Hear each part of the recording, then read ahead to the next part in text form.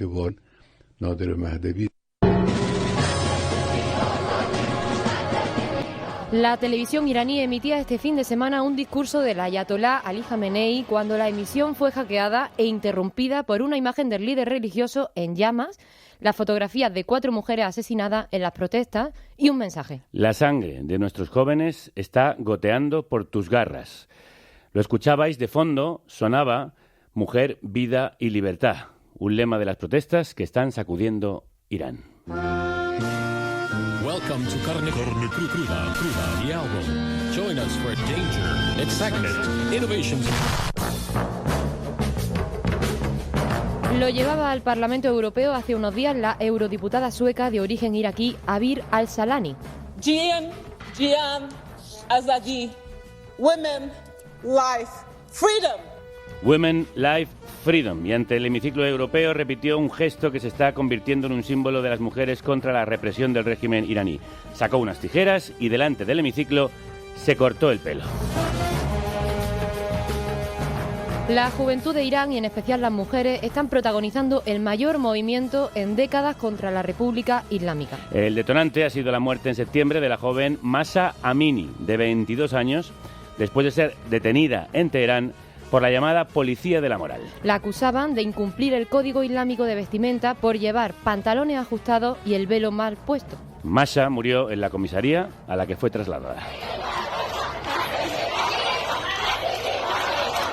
Y las protestas se desataron por su muerte, por la imposición del velo, por la existencia de una policía de la moral, por la represión contra las mujeres. Pero han ido más allá y están haciendo temblar los pilares de un régimen, el de los ayatolás, que lleva 43 años en el poder. Su líder supremo es el ayatolá Ali Jamenei. Este incidente ocurrió. Murió una joven. Fue un incidente amargo. También nosotros estamos desolados. Digo claramente que estos altercados e inseguridades han sido diseñados por América y por el falso régimen sionista.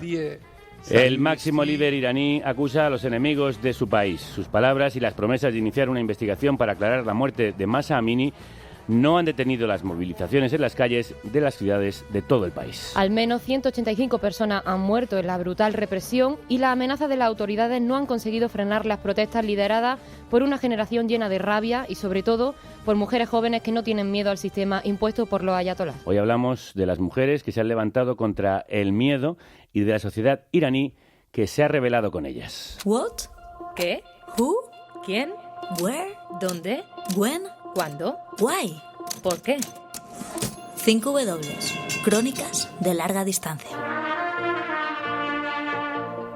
Para analizar todo lo que está ocurriendo en el país, contamos como siempre con la mejor de las revistas, 5W, y con su redactora jefa, Maribel Izcue. Crudos días, ¿cómo estás? Buenos días, Javier, Violeta, ¿cómo estáis? ¿Qué significan estas movilizaciones en Irán? Bueno, las movilizaciones son un desafío enorme, el mayor en años al régimen de los ayatolás.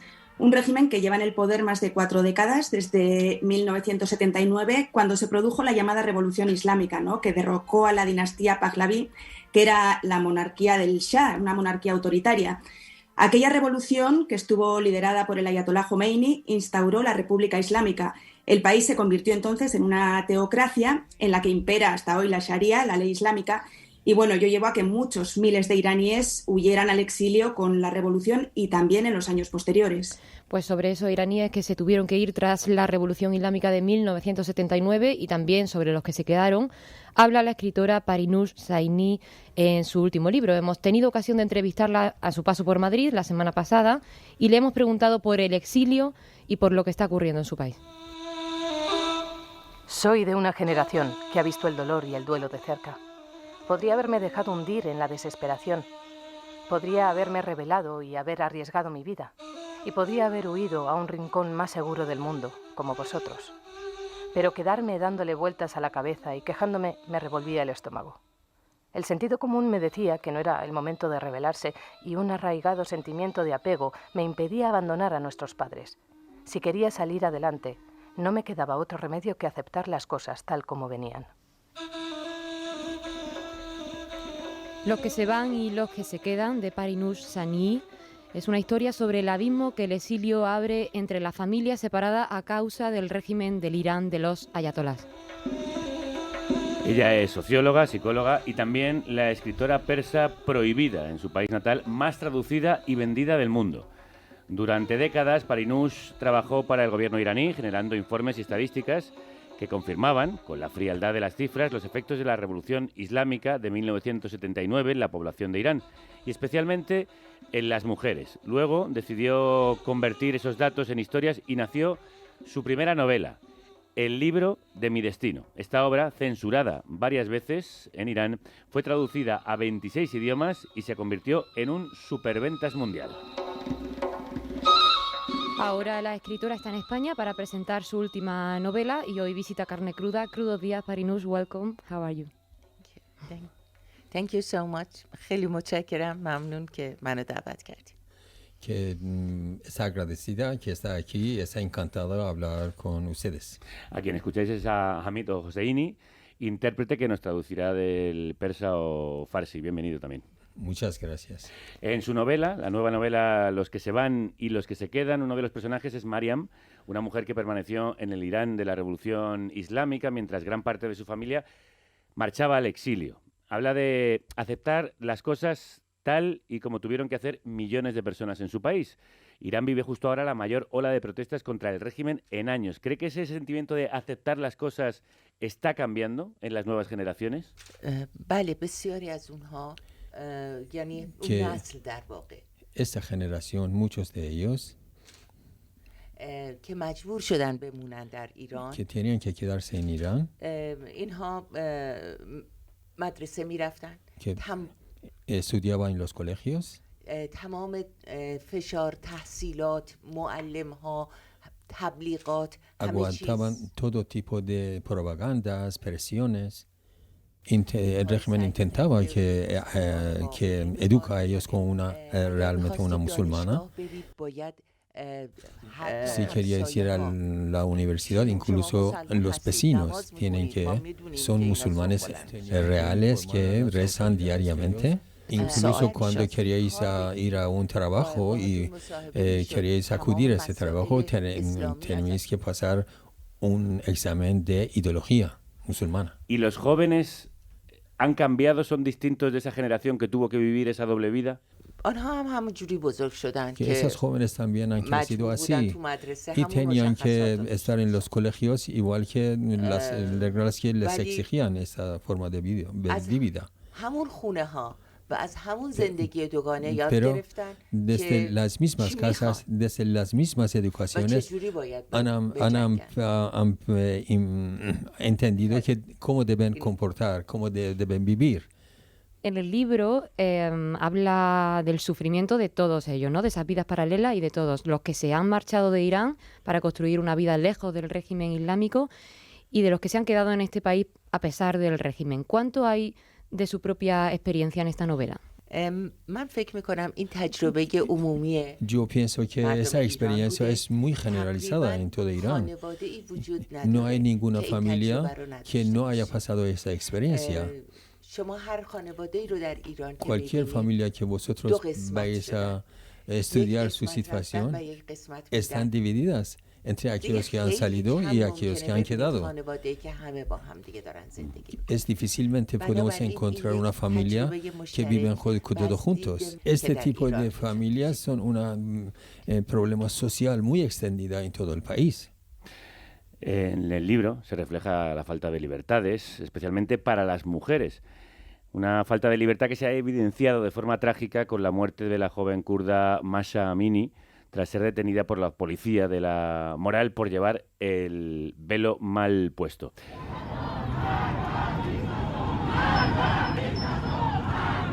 Ese ha sido el desencadenante de las protestas que, pese a la brutal represión y las decenas de muertes, continúan. ¿Cree que la nueva generación ha perdido el miedo en Irán?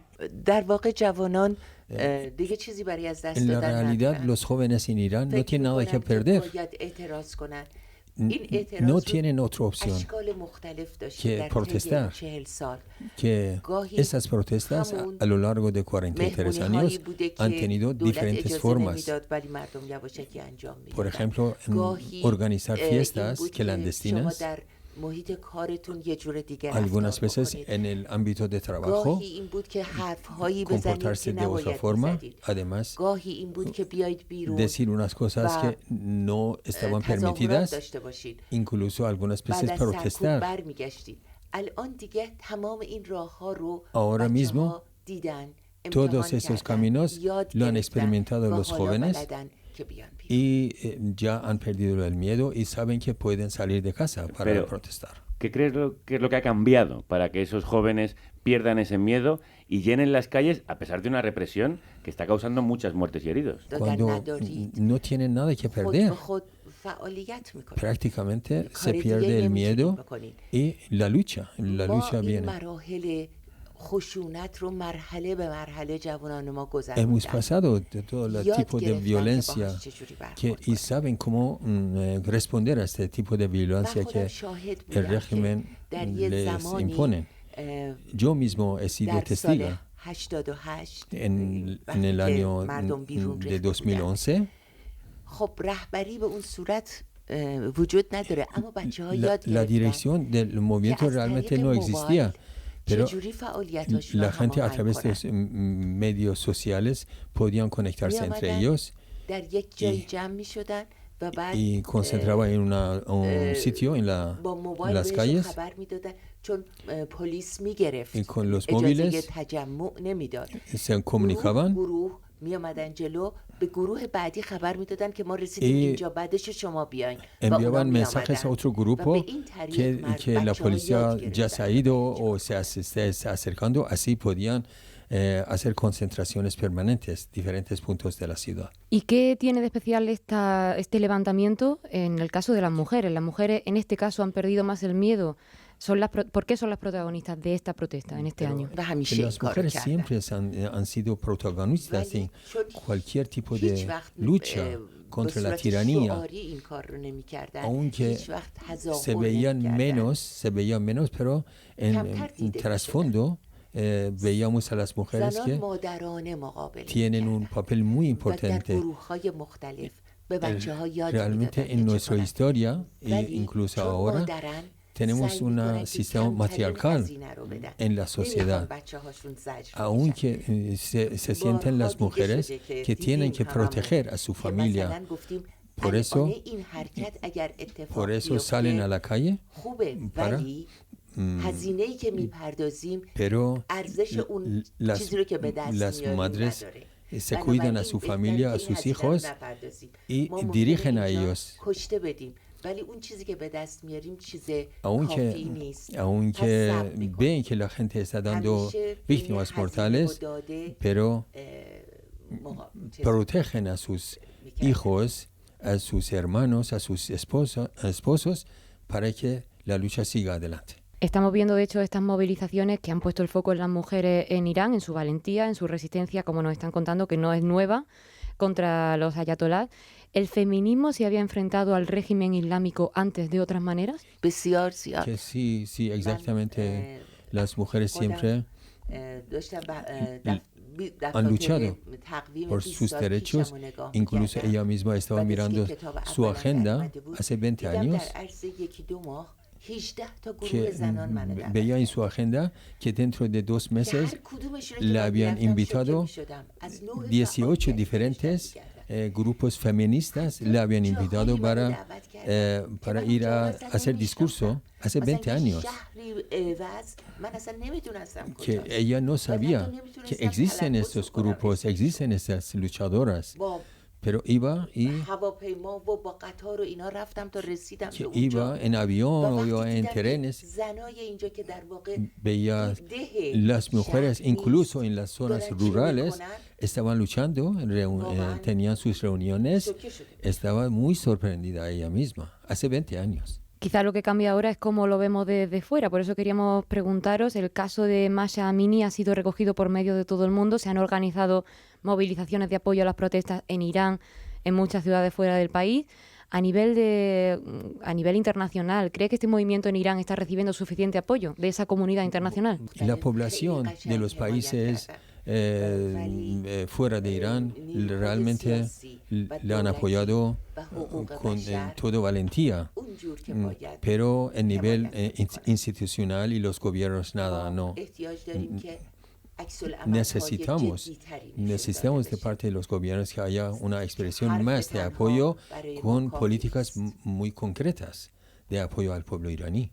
¿Tiene esperanza de que este movimiento pueda cambiar las cosas de forma definitiva en Irán? Que estoy muy esperanzada. Siempre hemos tenido esperanza. Hay cambios estructurales en Irán, pero no puede decir esos cambios cuándo pueden ocurrir y con qué coste humano. Es difícil prever. ¿Qué hace falta para que se produzcan esos cambios? ¿Que la protesta continúe en el tiempo, recibir apoyos exteriores? Por supuesto que es necesario la solidaridad internacional y también que la lucha siga. Pero cada vez que las protestas se extienden más, la violencia del régimen es más y la gente, las fuerzas de seguridad están disparando directamente con municiones reales contra la población. De una forma, nosotros necesitamos la solidaridad internacional, el nivel institucional que pueden parar esas violencias de parte del régimen. ¿Y qué sabemos de quién puede estar detrás de estas protestas? ¿Hay algún grupo o algún líder? ¿Podemos decir que está toda la población a favor? Que no existe un liderazgo concreto. Conoce desde cerca que la gente incluso no quiere que tener una dirección o un liderazgo concreto. Hemos recibido muchos daños de un líder concreto. La gente puede organizarse de sí mismo y entre ellos, y por eso incluso el régimen puede reprimir menos. Pueden encontrar, pueden reconciliar cuando pueden saber las realidades de sus vidas. Tengo que explicarles qué tipo de sufrimiento he tenido como un inmigrante, o lo que han quedado también hablan de sus problemas. Nosotros tenemos que entendernos. Tenemos que entender los problemas que hemos pasado. En este caso, si nos conocemos mejor, podemos conciliar mejor. Una manera de conocer eso es la cultura y los libros. Su primera novela, El libro de mi destino, nació de datos que ella misma recogió en un estudio sociológico en el que ella trabajaba. El libro se convirtió en un bestseller en Irán, pero antes de ser prohibido en el país. ¿Qué supuso esa censura para usted, para su vida en Irán, y cuánto daño hace la censura a la cultura en Irán? Nuestra sociedad siempre ha intentado que evita que exista censura en la sociedad, pero el régimen siempre ha impuesto la censura sobre los libros, toda la información, para que pueda imponer su ideología, su pensamiento en la sociedad. Pero todo lo que ha hecho ha tenido resultados contrarios de lo que ellos querían. ¿Esa censura se está rompiendo ahora a través de las redes sociales, a través de Internet? Que realmente los medios de comunicación de hoy, las redes sociales, Internet han ayudado muchísimo para que podamos romper esa censura impuesto por el régimen. Ella vivió el nacimiento de ese régimen, tenía 30 años cuando tuvo lugar la Revolución Islámica, que en 1979 expulsó al Shah e instauró esa República de los Ayatolás, que sigue vigente. ¿Cómo lo vivió? Cada persona, cuando habla de su juventud, de su infancia, siempre piensa que eran sus mejores tiempos, que realmente ella piensa que su infancia, su juventud eran muy bonitas. En aquellos años siempre pensaba que van a llegar a sus ideales, van a conseguirlo. Ella estaba dentro de la calle y protestaba contra el Shah de Irán. Solamente pedíamos, gritamos, ¿por qué no tenemos libertad política? Aunque tenemos libertad social, pero exigíamos las libertades políticas. ¿Y conserva esa esperanza, esas ganas de luchar de la juventud? Pero pienso que no he cambiado mucho. Pienso que incluso reacciono de una forma muy espontánea respecto a lo que ocurre en mi entorno. Pienso que mantengo mi fuerza y mi esperanza. Y por decir lo que piensa y por expresar la realidad de su país, ¿ha sufrido consecuencias, represión, persecución? ¿Es por eso por lo que se fue? Que no, siempre la presión existía, sí. Siempre cuando vuelve a Irán después de un viaje, tiene que pasar por fiscalía, responder a muchas preguntas. Y siempre le dicen que tienes que cuidarte lo que dices fuera de Irán, para que no olvide. Yo he salido de Irán porque Irán estaba embargado, entonces yo no tenía opción para hacer contratos para publicar mis libros y no podía tener una cuenta bancaria, entonces necesitaba tener residencia de un país para poder desarrollar mis actividades culturales. ¿Pero al régimen le molesta lo que ella escribe?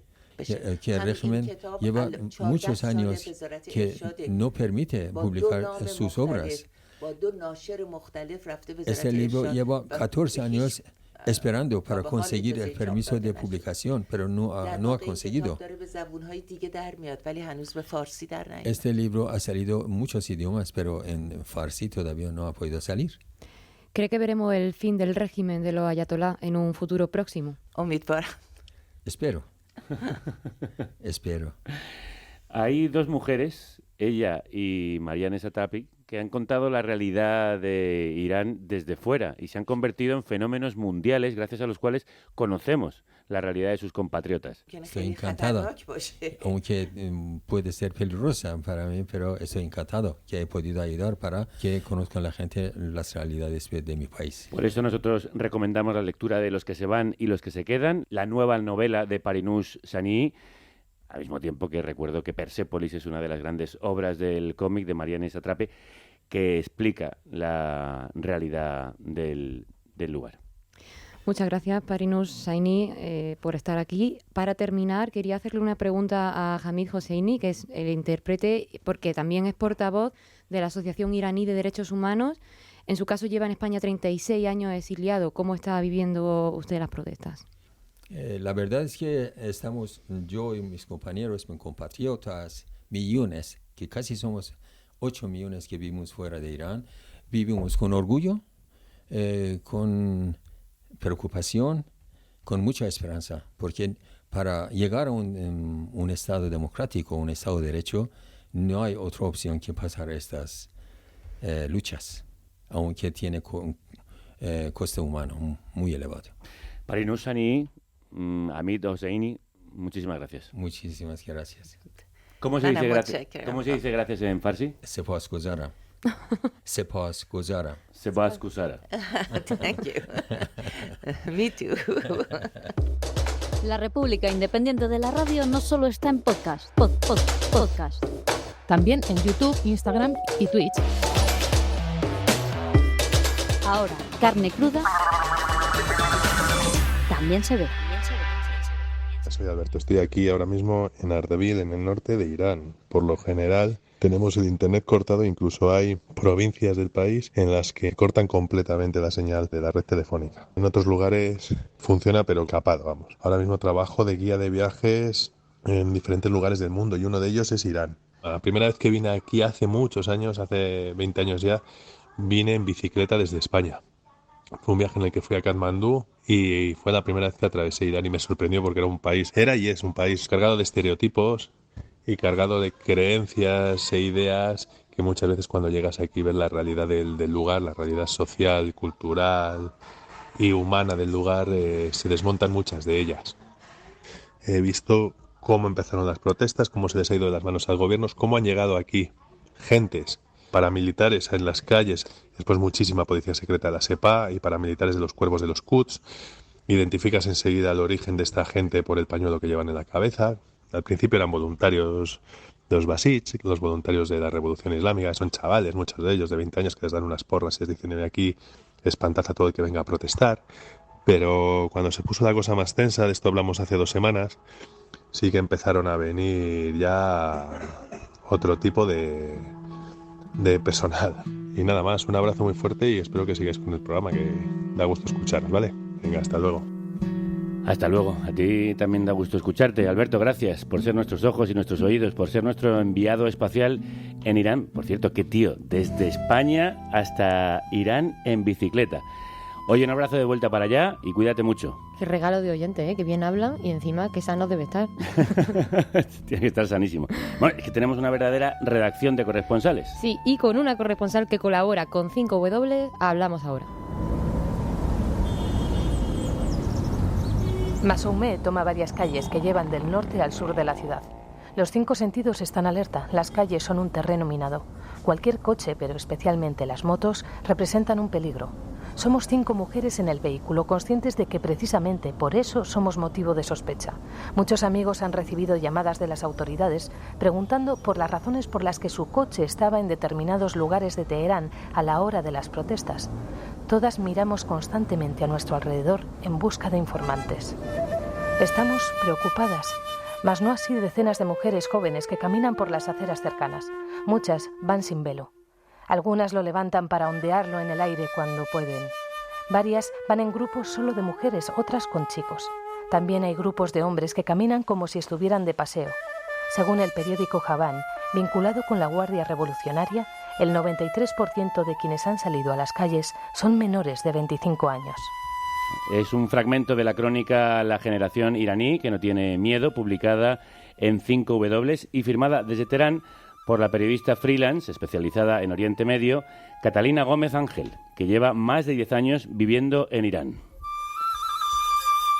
Y a quien saludamos mientras escuchamos la música de la película Persépolis, la película de animación que se hizo a raíz del cómic. Catalina, crudos días. Muy buenos días. Nos decía la escritora Parinoush Shani, con la que acabamos de hablar, que la juventud ya no tiene miedo porque no tiene nada que perder. Tú has visto y has vivido la evolución de la sociedad de Irán en los últimos 10 años. ¿Habías sido testigo de protestas similares o estamos en un punto de inflexión para el país? Bueno, he sido testigo de las protestas desde el 2009 y hemos ido viendo esa evolución. En 2009 también estaba un gran número de jóvenes, un poquito tal vez mayores que esta generación, y hemos ido como han ido evolucionando y se han ido incrustando o metiendo en estas protestas diferentes sectores de la población. Lo que vemos ahora realmente son gente extremadamente joven, 16, 17, 18, muchas de ellas niñas, lo que realmente muestra, primero, que no tienen futuro. En ese sentido estoy de acuerdo con Parinoush. Ellos realmente ven las oportunidades que les da el sistema y son mínimas en este momento desde el lado económico y oportunidades y de libertades, obviamente. Y por otro lado, pues realmente son testigos todos los días de la opresión del régimen, no solamente por esa policía de la moral en el sentido de las mujeres, sino muchos otros jóvenes en Irán y el resto del país, de esos paramilitares, de esos basijis, de esos Lobokshaksi, que están ahí siempre haciéndoles la vida imposible. Catalina, en el fragmento de la crónica que hemos escuchado, que acabamos de escuchar, hablas del ambiente que se vive en las calles y de mujeres que van con el hijab, el velo, levantado y ondeándolo en el aire. ¿Qué simboliza el hijab y qué hay detrás de este acto? Pues el hijab realmente es la representación de toda esa opresión y toda esa de las mujeres desde la victoria de la República Islámica en 1979, ese 1983 que realmente se hace totalmente oficial la imposición de este velo, pero con esto viene una cantidad de reglas que quieren dominar la vida, no solamente en el aspecto público, sino también en el aspecto privado. Y ahí es donde realmente esta República Islámica, este régimen, es bastante particular, porque no solamente es en la calle, también quieren dominar la vida de las mujeres en todos los aspectos de su vida. Y a eso es lo que están realmente protestando estas mujeres. Ellos, en la República Islámica, y estos señores, los religiosos que la han creado, han construido uno de los pilares de esa República Islámica en ese velo, en ese vestir de las mujeres, como si con ellos se fuera la vida de esta República Islámica, y las mujeres con ese símbolo están tratando de protestar. ¿Por qué son ellas las que tienen que defender esos valores y esos pilares de esa República Islámica? Pues en mitad de estas protestas, el líder supremo iraní ha criticado la oposición a la República Islámica por parte de Estados Unidos, su gran enemigo. Que el mundo de la arrogancia y la dominación se oponga y se enfrente a la acción de la República Islámica es algo natural e inexorable. Y hoy, a la cabeza del mundo de la dominación está Estados Unidos.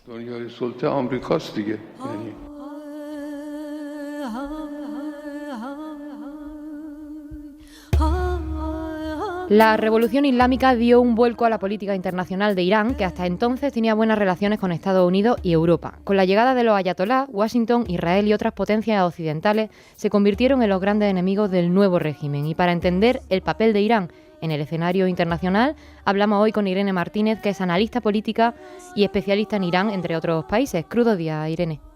Hola, buenos días. ¿Pueden las potencias occidentales y el sionismo israelí estar apoyando las protestas como denunciaba el ayatolá? ¿Hay algo que pueda hacer sospechar de que esto no es una protesta espontánea? Bueno, a ver, por un lado, el régimen siempre intentará utilizar la propaganda para desacreditar movimientos sociales. Ya lo hemos visto anteriormente.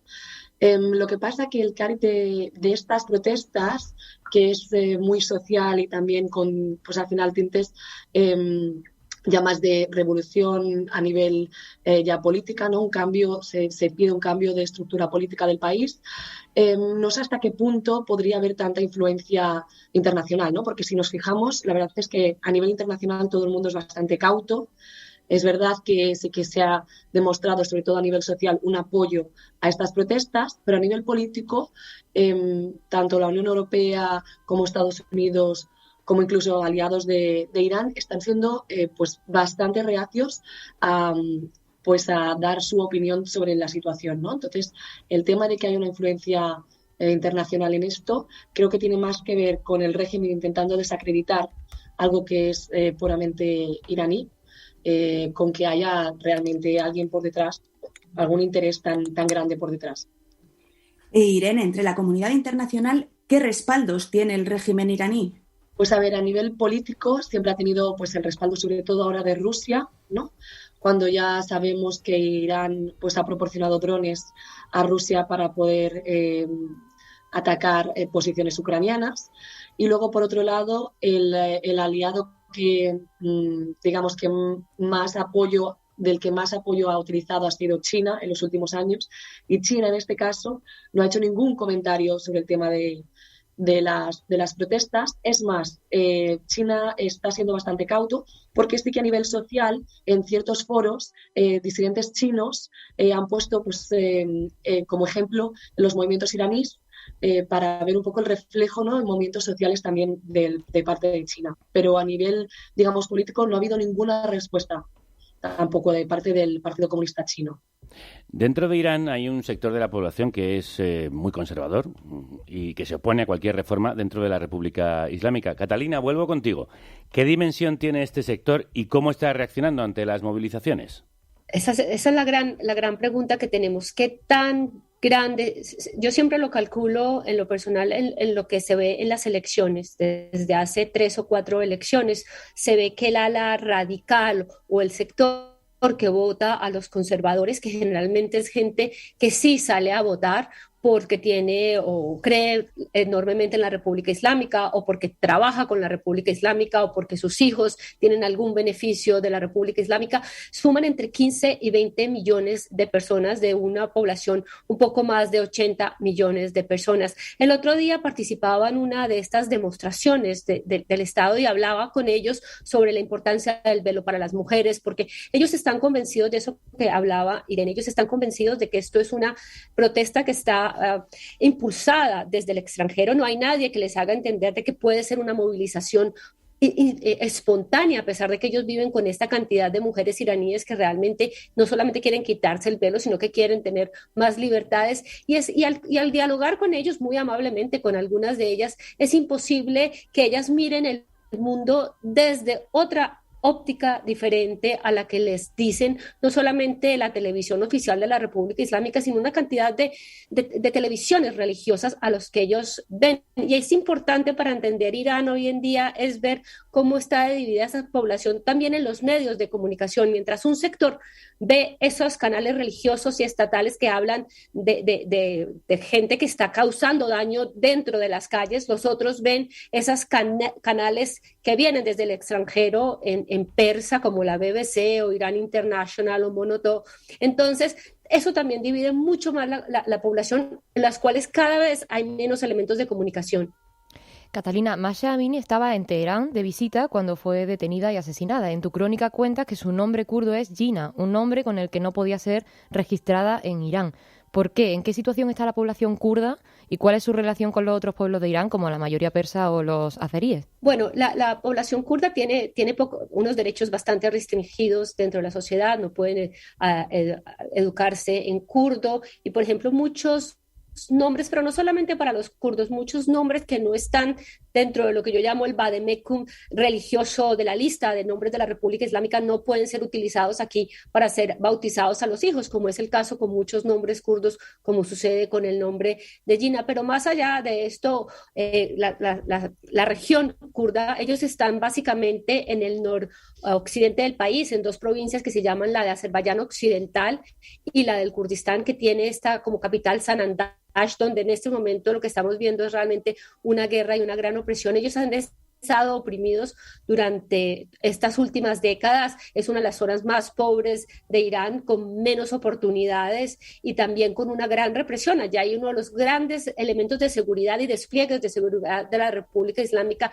están siempre en esa área porque siempre temen que desde allí pueda empezar un alzamiento en contra de la República Islámica. Hay dos o tres grandes grupos opositores kurdos que operan desde ahí y también tienen sus vínculos con el Kurdistán iraquí. Por eso los iraníes han venido atacando esas regiones en las últimas semanas y siempre las autoridades de la República Islámica, al menos los más abiertos a conversar sobre ese tema, son conscientes de que esto es una bomba de tiempo, que la represión y que la situación en las áreas kurdas de Irán es tal vez uno de los elementos más delicados para la estabilidad del país. En el plano internacional, si por algo lleva años Irán bajo el foco de Occidente es por su programa nuclear, ¿no? Durante su presidencia, el estadounidense Donald Trump abandonó este acuerdo que se había alcanzado con Irán en uno de los pasos quizá más polémicos de su mandato. Joe Biden anunció su decisión de retomarlo. Irene, ¿en qué punto está ahora este diálogo? ¿Pueden estas movilizaciones tener algún impacto? Pues precisamente para el tema del diálogo nuclear, estas movilizaciones pueden hacer que el régimen decida acercar posiciones, intentar cerrar un pacto lo antes posible para de alguna manera también desviar la atención de las protestas del país, ¿no? O sea que puede ser algunos puntos que habíamos visto, sobre todo en octubre, en agosto, temas de la Agencia Internacional de la Energía Atómica, de las inspecciones que hacían, que a día de hoy los iraníes eran bastante reacios a continuar con estas inspecciones. Parece ser que esto puede cambiar próximamente, porque ahora mismo al régimen le interesa cerrar el pacto o de alguna manera presentarse de una forma más amable a la comunidad internacional, con lo que en este momento el acuerdo nuclear ahora sí que sí es algo vital para el régimen iraní. Irene, y aparte de las protestas sociales, ¿qué oposición política hay al régimen? Pues a nivel estatal es bastante complicado tener una oposición política al régimen. Muchísimos opositores ahora mismo viven fuera del país. El gran problema entre fuera y dentro del país siempre ha sido, como comentaba anteriormente, la autora del libro, la visión tan diferente, ¿no?, de dentro y de fuera del país, el sentimiento de luchar o movilizarse cuando al final es a costa de de un riesgo que puede llegar a ser vital, y la oposición que existe fuera, que es una amalgama de movimientos sociales y políticos, algunos con relaciones con el Shah y otros sin ningún tipo de relación con el Shah.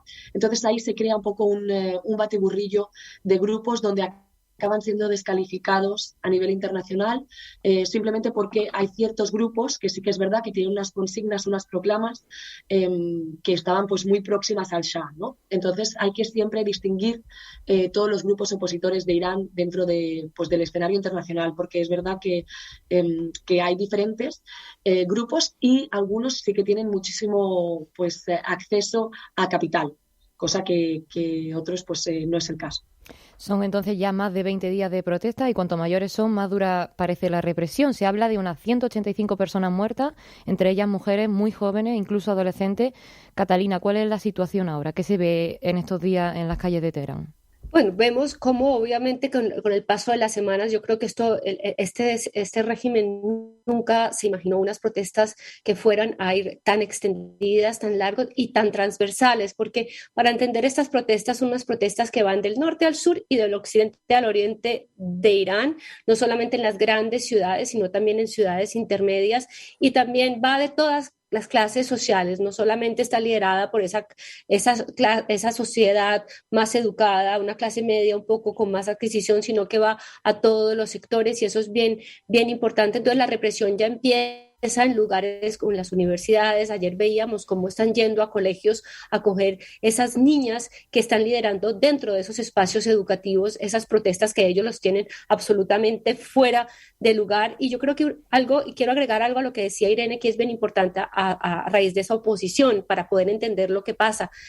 El sistema iraní, el Nizam, el régimen, la parte más radical, decidió totalmente borrar desde hace algunos años toda esta oposición interna dentro de la política, que era ese sector reformista, que no eran una unidad, tenían bastantes opiniones dentro de ellos y uno a uno han sido borrados de la política iraní. El último de ellos, el más vocal, Mustafa Takhzadeh, que intentó ser candidato en las últimas elecciones, está en la cárcel hace 3 meses y esto ha hecho que este régimen hoy en día tenga una sola voz, una unidad, sea ese pensamiento radical en cabeza de un presidente que cada vez tiene menos valor dentro de la República Islámica, que es Ibrahim Raisi, a quien en este momento nadie realmente le presta atención. Entonces, eso también hace que toda la presión de lo que pasa dentro internamente sea hacia ellos, porque ellos ya no tienen a quién dirigir esa confrontación política interna, y segundo porque realmente han demostrado que ese proyecto de volver este país un sistema monolítico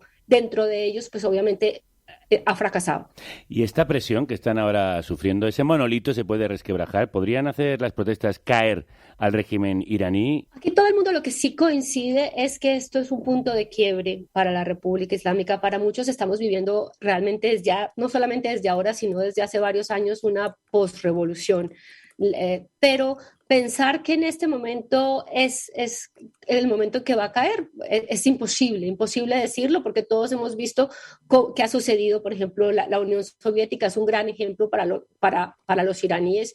Entonces, realmente es imposible decidir cuándo. Lo que sí sabemos es que está en un camino hacia una transformación, hacia un cambio que no sabemos dónde va a terminar ni cuándo va a terminar. Sí, pues bueno, lo que creo que un poco a colación lo que contaba Catalina, el tema de cómo se está viviendo ahora mismo.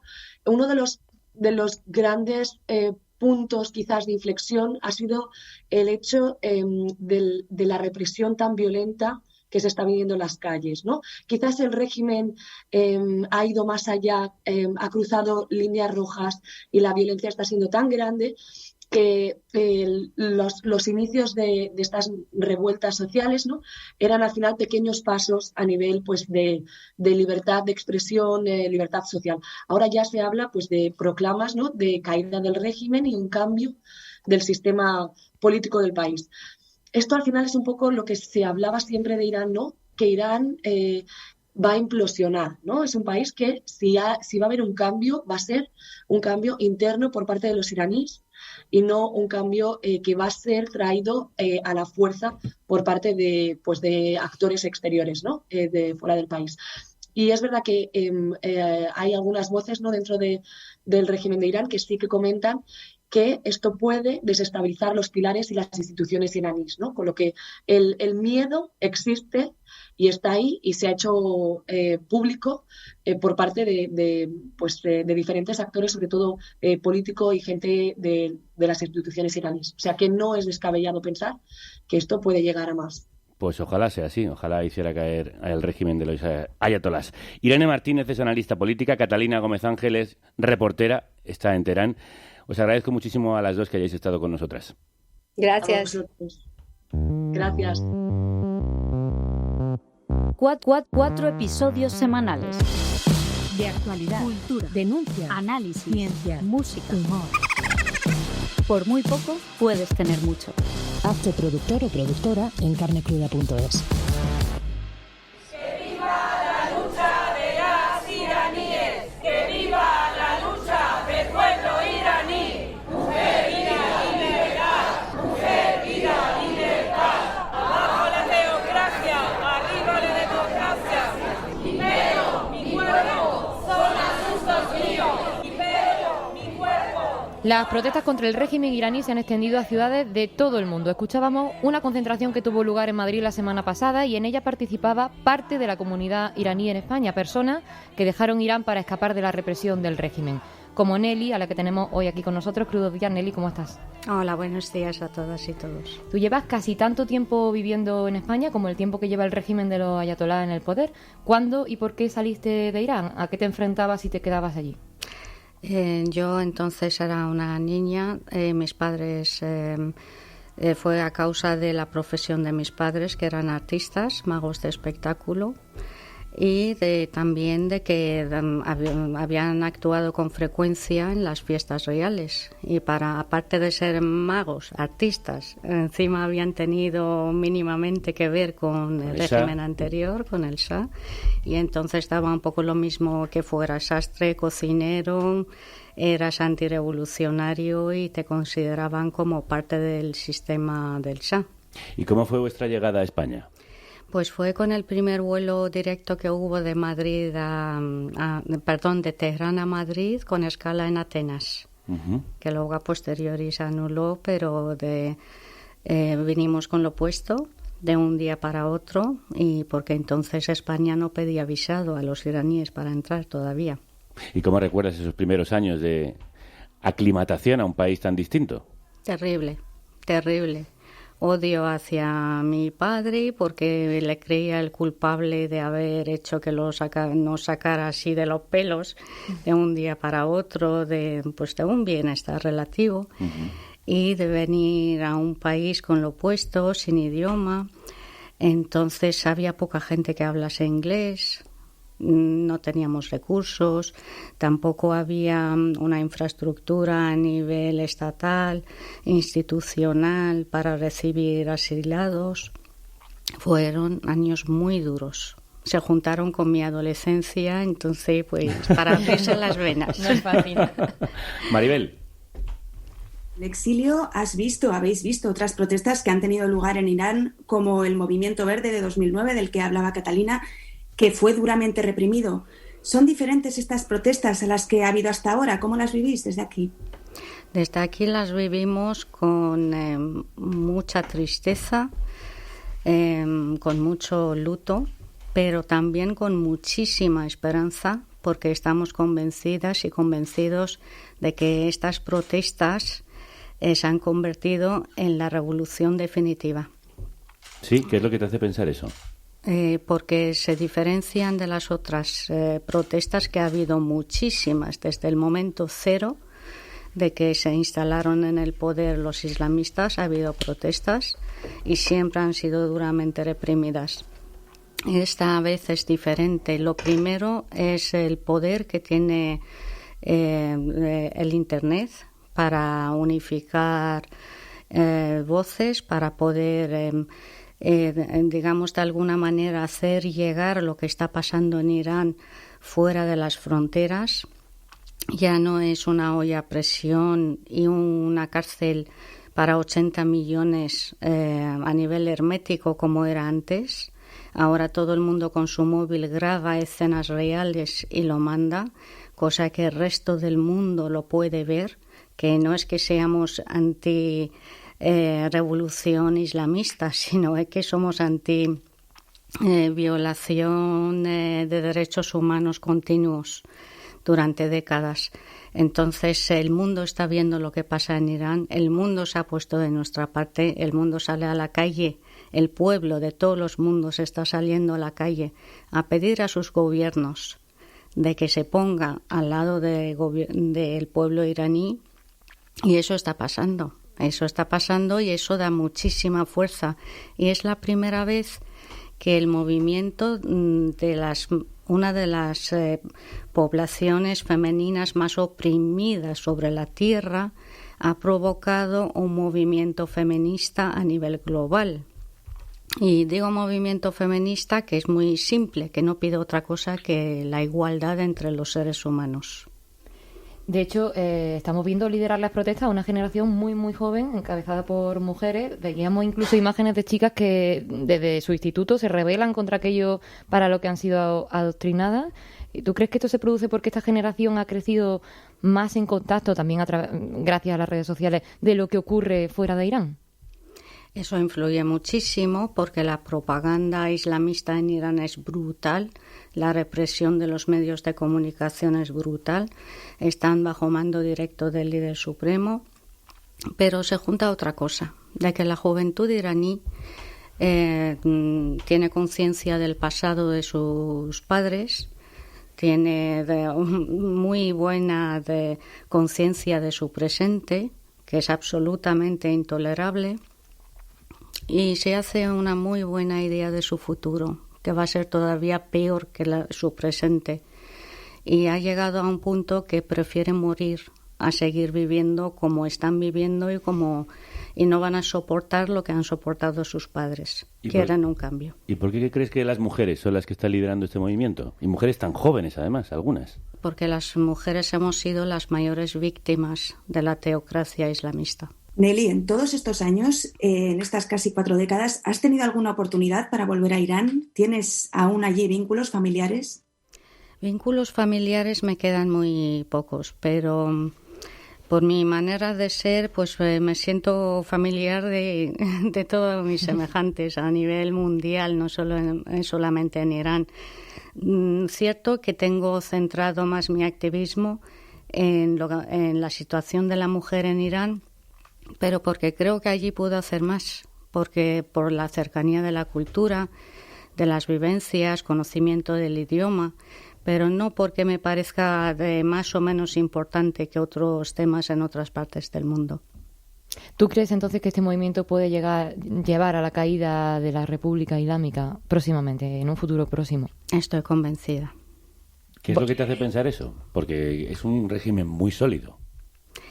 Es un régimen que ha saqueado todos los recursos de Irán. Les queda poco y nada ya para robar, porque mismamente, por ejemplo, en el sur la gente no tiene ni agua que beber. Han vendido el agua, han vendido la tierra, pero no me refiero a la venta simbólica de la tierra, que también, me refiero a la tierra literal.